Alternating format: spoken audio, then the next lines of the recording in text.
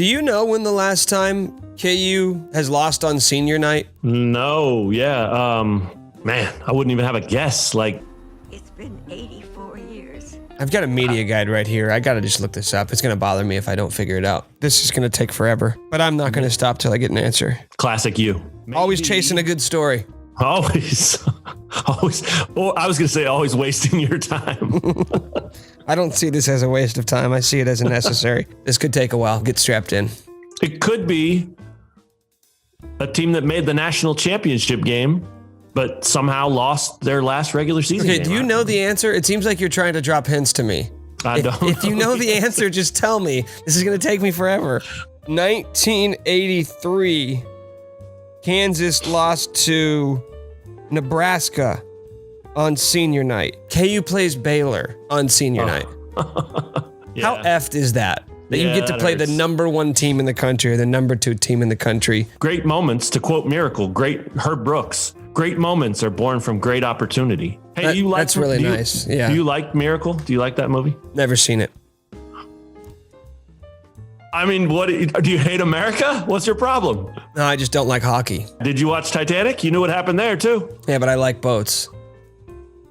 This is Basketball Friends. He is Matt Tait. I am Nick Schwerdt. You know, every senior night, though, at least in the past decade, has had a great performance by a senior. Doak put up 31, 14, and 5. Diedrich had 23 and 14. Year before that, Devontae had a double-double. Year before that, Frank had like 23, 6, 3 steals. Year before, Perry, 22 and 7. Tarek Black.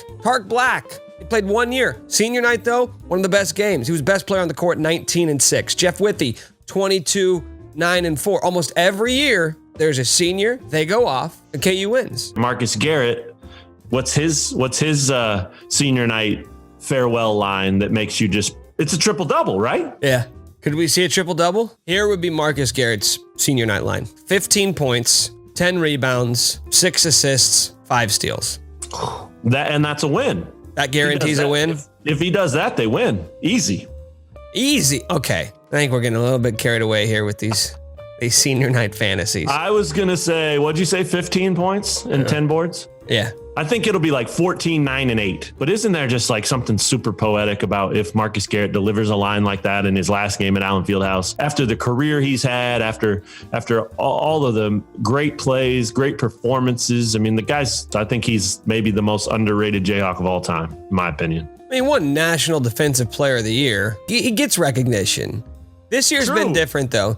This year's been different because he's playing out of position. People thought that he was going to be a dark horse All-American candidate, and he's not that. It's just, if you don't score, you're not going to get brought up amongst the best players in the country. It's as simple as that. So we did, let's see, gosh, when was this? Three years ago, maybe. Everybody was doing team of the decade stuff and that kind of thing, right? 3 of us at the office did a draft for maybe 5 starters and 2 bench players or something for team of the decade. And Self saw it, and he grabbed me and we were talking about it a little bit, and he was like, I didn't listen to the whole thing. Who were the teams? And so I started naming off everybody's teams, and Marcus Garrett walks in the door, and I pointed at him and I said, I had that guy on my team.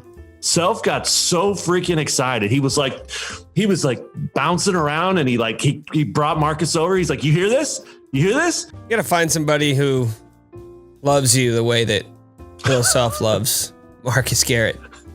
I thought you were going to say the way that I love Marcus Garrett. 1 game left in the regular season for Kansas, and it's senior night against Baylor. I still feel like this team has momentum going.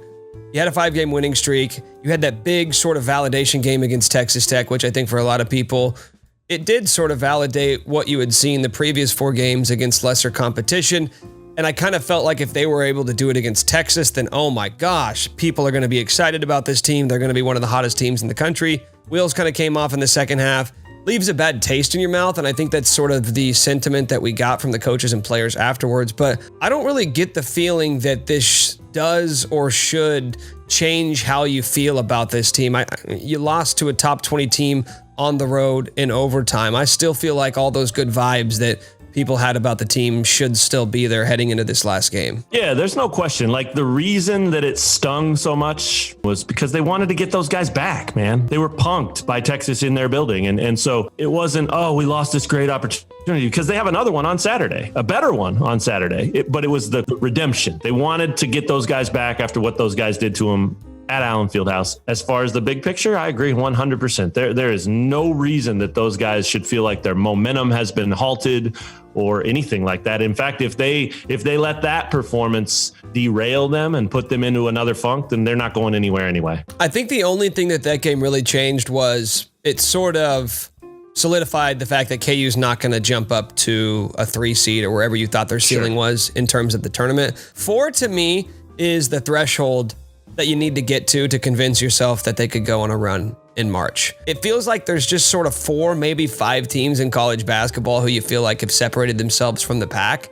But everybody after that sort of feels like it's this big jumbled mess between teams 6 through 20.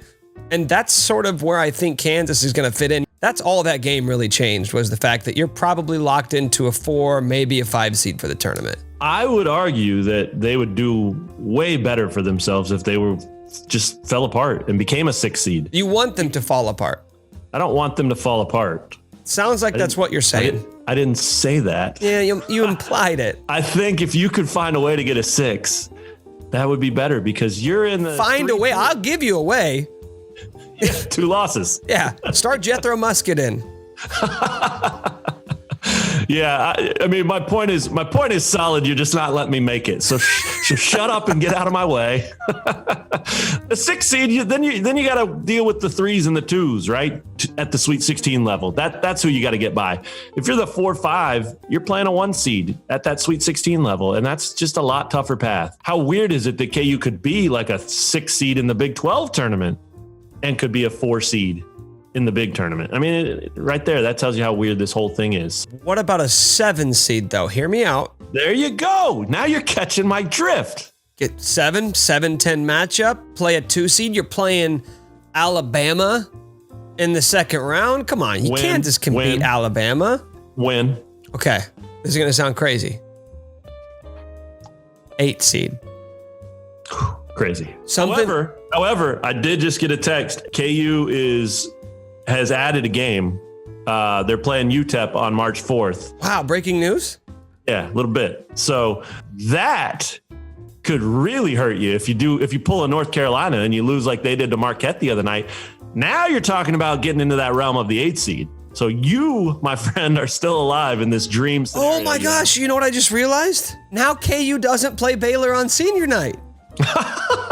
Now the senior night streak can stay alive. That is next level game planning by Bill Self. So the senior night winning streak dating back to 1984 stays alive, assuming you can take care of business against UTEP, which I'll go ahead and I'm going to go ahead and fess up. 10-10. Yeah, I haven't been following UTEP as much as I do in normal years. That seems like a winnable game. Yes. I'm going to throw that out there. I'll say KU will be favored. All right, it's time for another edition of Name That Player. The rules are simple. I will provide you a quote from Bill Self in which he is talking about either a current or a former Kansas basketball player. Matt, it is your job to identify which Kansas player I'm talking about. Your quote for today: he's the most talented player I've ever recruited. Definitely the highest rated kid. He's going to be a terrific player. He's athletic, fast, can score, and he's ornery. We just have to harness that energy. But he'll be terrific. Name that player. Holy cow. Julian Wright. That is incorrect. Yeah, knew it was. The answer we were looking for, Matt, was Josh Selby. Highest rated. That sting a little bit? Another flub dunk by me. Josh Selby is probably on the Mount Rushmore of KU recruits high school mixtapes. His highlight package from high school was absurd. I was convinced that he was going to be the next Tracy McGrady, Allen Iverson combo. Like it was ridiculous. Like the way he would go and just get his own shot. Who is on the Mount Rushmore of high school hype train coming into Kansas? Like when you would watch the film on them, you would watch the tape on them in high school, and you were convinced this guy is going to be an absolute star. There's no doubt Wiggins. I mean, Wiggins. Yeah. Selby. Josh Jackson. Because there's some of these guys where their tape is literally they're just them fast break dunks with nobody in front of them, and it's that for 4 minutes. And I go, okay, well, probably not how it's going to work at the college level, but right. There it is. That's it. That's the fourth. Cliff Alexander. Yes. That's the fourth. Absolutely. That's the fourth. He was dunking on guys that looked like you. Dude, he's high school. Everybody was like, oh, he's going to be amazing. Well, one problem. He didn't play against guys that look like you at Kansas. What about practice? Josh Pollard, Tucker Vang? I could run with those guys. They would kill you. Set it up. I'm here. I'm waiting for the phone call, boys.